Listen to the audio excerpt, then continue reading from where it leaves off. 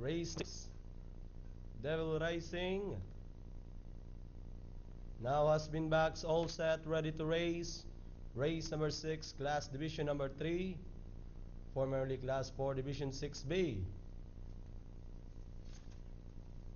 And gates open, they're up and racing. Running by the rail is Magic Q. Then in second is entry number 3, Dr. Jude, alongside his Reality Show.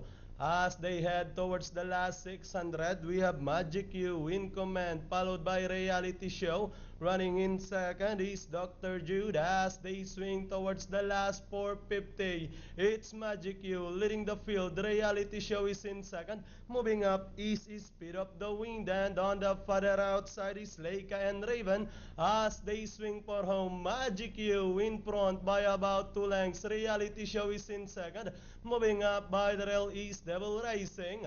With the last 75 meters more to run, Magic Q this time pulling away over Reality Show. And finally, it's the favorite, Magic Q. Second, Reality Show. Then comes entry number 3, Dr. Jude. Number 7, Devil Rising.